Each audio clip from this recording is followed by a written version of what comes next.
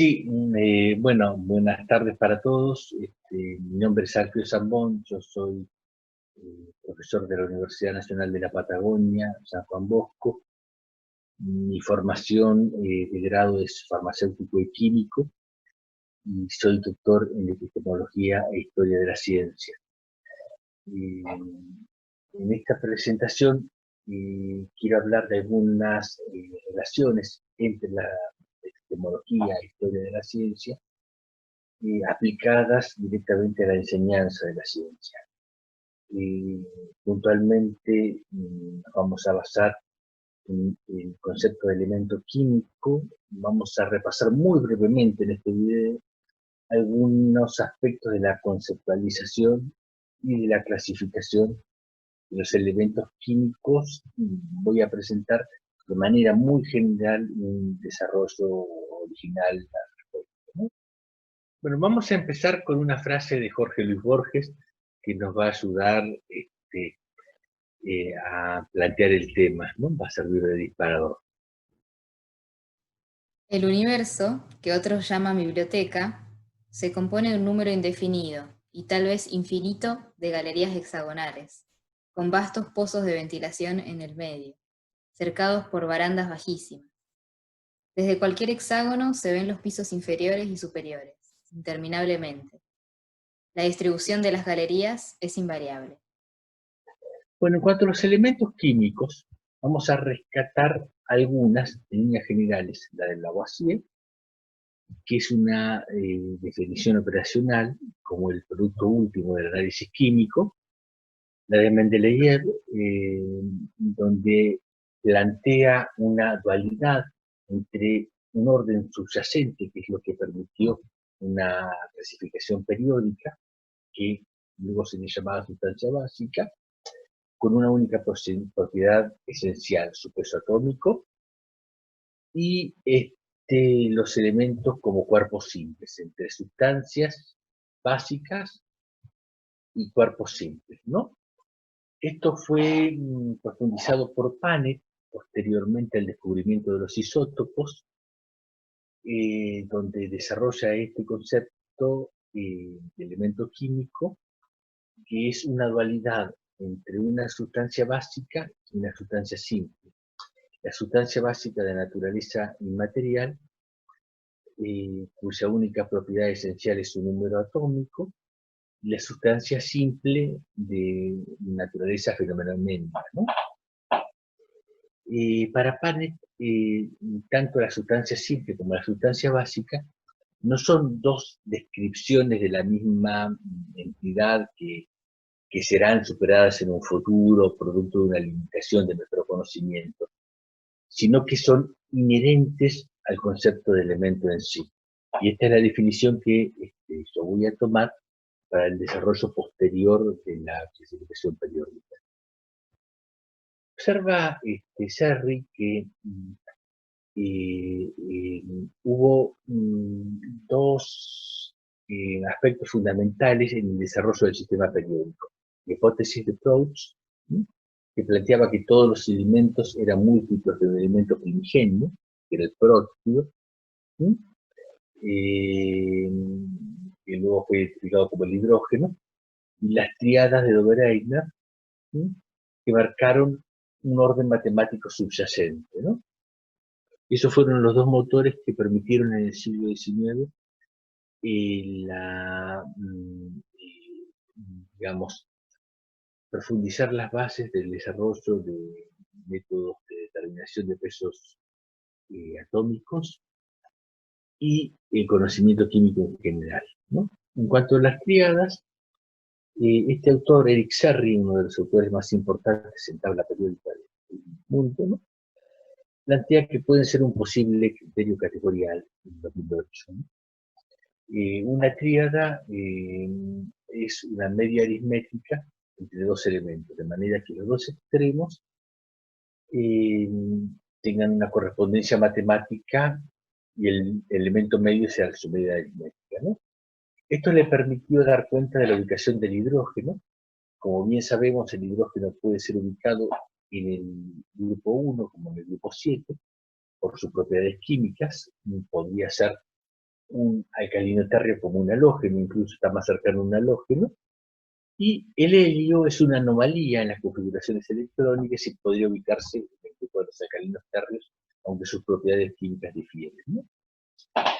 Esta idea de tríada, como hablamos de Panner recién, que planteaba una única propiedad esencial, el número atómico, permite relacionar los elementos mediante su única propiedad esencial, que es el número atómico. Por lo tanto, es una manera de extender la idea de número atómico a un conjunto de elementos relacionados.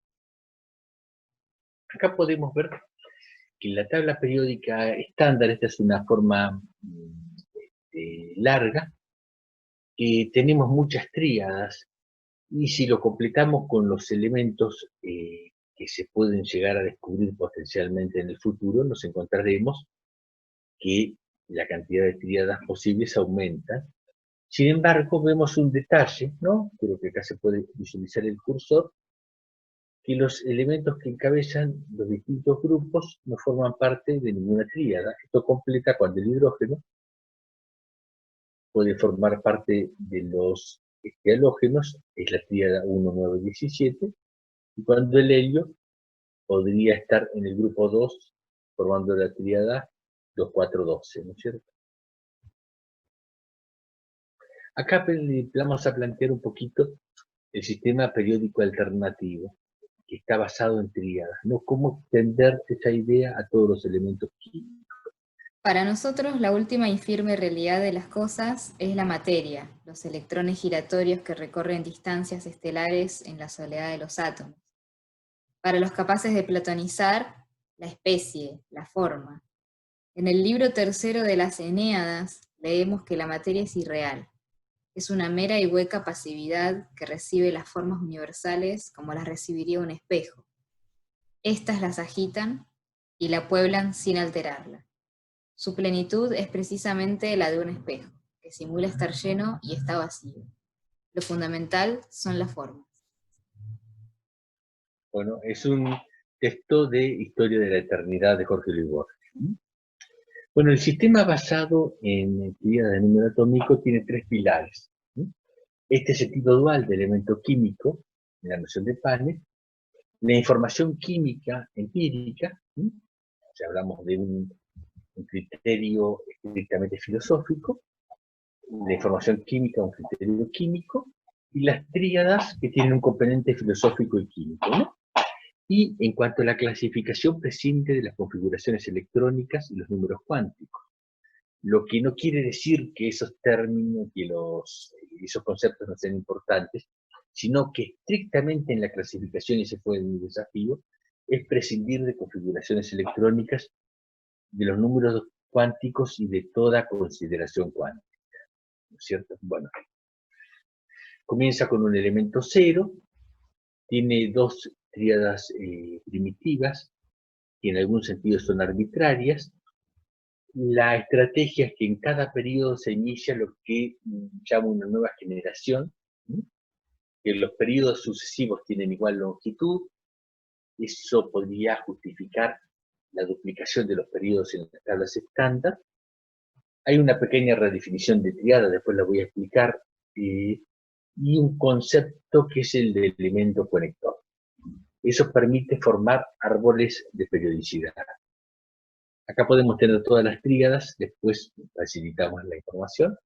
Y acá tenemos, en naranja y en verde, las distintas familias de tríadas, las pares y las impares. De esa manera nos encontramos que todos los elementos, mediante este reordenamiento, forman parte de una tríada.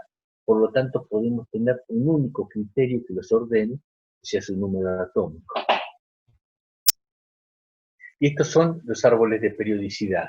En el centro vemos el árbol central, que incluye al elemento cero y el hidrógeno, y por el otro extremo al 170 y al final, y también algunos de los elementos que no forman parte de los grupos A y B en la tabla periódica estándar, de las llamadas tríadas o grupo 8 en general, esas tres columnas en el grupo de los elementos de transiciones. Y acá podemos ver estas estructuras cerradas, que son los árboles de periodicidad. Vamos a hablar de algunos más relevantes, porque pueden ser problemáticos solamente. Acá podemos ver la tabla completa y podemos observar los grupos clásicos en un color amarillo, los metales de transición en un color naranja, y los elementos lantánidos y actínidos en un color más bien verde. Y acá agrego elementos que llamo potencialmente a ser descubiertos, ¿no? Bueno, en cuanto a los elementos difíciles de clasificar, ¿no? El helio queda ubicado en una rama de un árbol que forma parte de los gases nobles. El grupo 3, que es uno de los problemas que tiene la IUPAC, queda ubicado en los elementos que potencialmente lo pueden, las dos posibilidades que están debajo del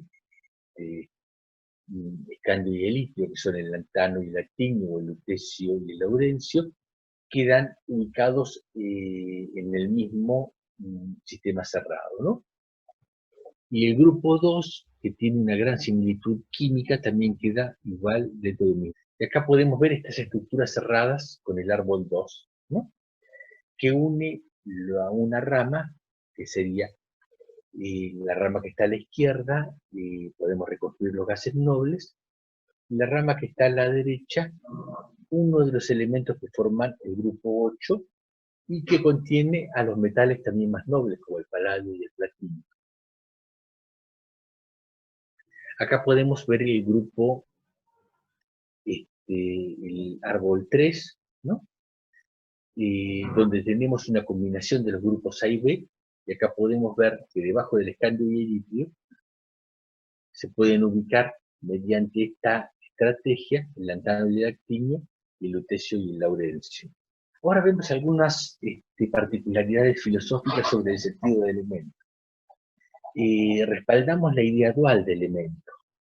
También respaldamos en este sistema la idea individual, que fue algo que estuvo en discusión en el siglo XIX y que fue defendido por Mendeleev. Tenemos una diferencia tajante entre el término átomo y el término elemento, que suelen ser confundidos por los estudiantes, ¿no? Y un papel hacia las configuraciones electrónicas, ¿no? Y nos permite resaltar la importancia del contexto en clínica y la complejidad inherente a toda clasificación, ¿no? Bueno, vamos a finalizar con un par de frases de Jorge Luis Borges sobre el concepto de elemento. Mejor dicho, que nos van a ayudar a entender el concepto de elemento. No solo le costaba comprender que el símbolo genérico perro abarcara tantos individuos dispares de diversos tamaños y diversas formas. Le molestaba que el perro de las 3 y 14, visto de perfil, tuviera el mismo nombre que el perro de las 3 y cuarto, visto de frente. Esta es una frase muy famosa del cuento Funes el Memorioso, ¿cierto? Esto nos ayuda a pensar que el elemento implica subsumir en un concepto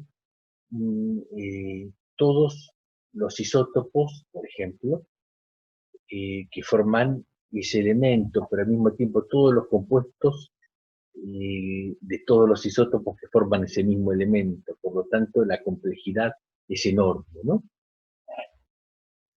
Bueno, además del concepto de elemento, también vamos a ver el concepto de capa de valencia, las relaciones entre las series llamadas A y B en el sistema tradicional, algo de los elementos metálicos y la idea de elemento inicial y final, fundamentalmente la naturaleza del elemento cero.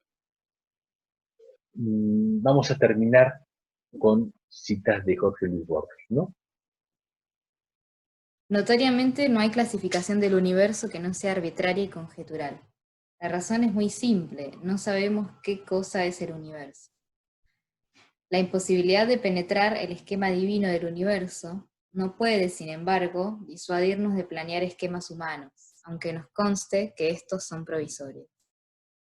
Esta frase es de Jorge Luis Borges en el idioma analítico de John Dewey.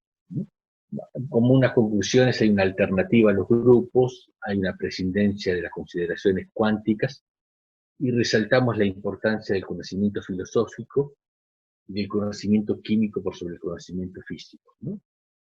Y terminamos finalmente con una frase del mismo cuento con el que empezamos, que es la biblioteca de Babel. La biblioteca es ilimitada y periódica. Si un eterno viajero la atravesara en cualquier dirección, comprobaría al cabo de los siglos que los mismos volúmenes se repiten en el mismo desorden, que, repetido, sería un orden, el orden. Mi soledad se alegra con esa elegante esperanza. Bueno, muchísimas gracias.